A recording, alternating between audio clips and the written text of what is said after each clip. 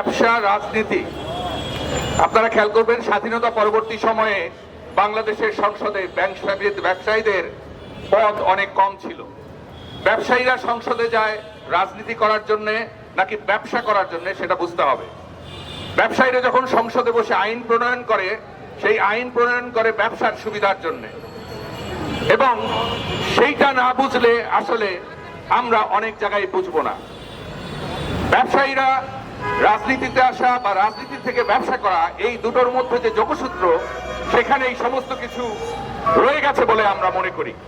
দ্বিতীয় কথা হচ্ছে, আমি অর্থনীতির ছাত্র হিসেবে বুঝি, ম্যাক্সিমাম রিটেল প্রাইস যেটা হয় তার সাথে আরেকটা জিনিস থাকে, মার্কআপ প্রাইসিং, অর্থাৎ উৎপাদন খরচকে প্রকাশ করে তারপরে ম্যাক্সিমাম রিটেল প্রাইস বা সর্বোচ্চ খুচরা মূল্য লেখা হয়।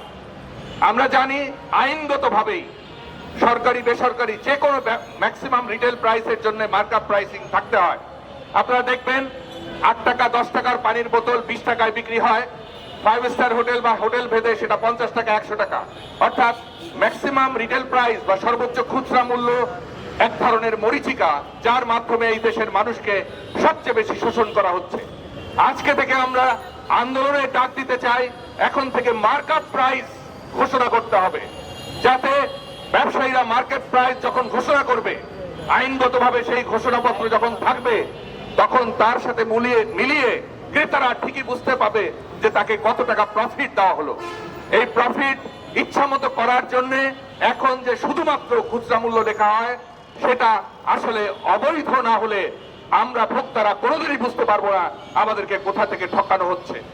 এই দুটো কথাই আজকের এই দিনে বলতে চাই। ব্যবসায়ীরা এইভাবে খুচরা মূল্যকে যে কোনো ভাবে বসিয়ে নিচ্ছে সরকারের কাছ থেকে। আপনারা দেখেছেন, তেলের মূল্য বাড়ানোর জন্য তারা যে মিছিল করেন, আস্তে করে একটা প্রেস রিলিজ হয়, তেলের মূল্য আগামীকাল থেকে 10 টাকা বেড়ে গেল। কিন্তু কেন বাড়লো, কোথায় বাড়লো, কিভাবে বাড়লো?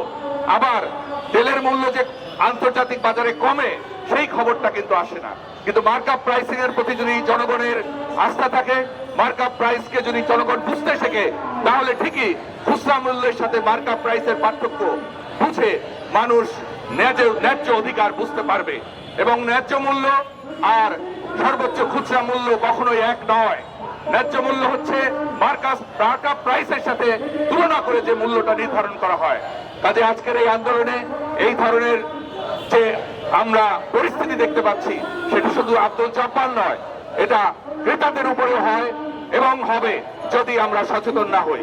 সচেতনতা মানে শুধু একটা মিছিল মিটিং নয়, যথেষ্ট পরিমাণে, বিশেষ করে যারা এখানে তরুণ আছেন, তারা অবশ্যই এই বিষয়গুলোকে সামনে আনবেন এবং আগামী দিনে পাঠ্যক্রমেও এই মার্কআপ প্রাইস, খুচরা মূল্য, এই বিষয়গুলো যদি আসে, তাহলে হয়তো মানুষ তার অধিকার বুঝবে।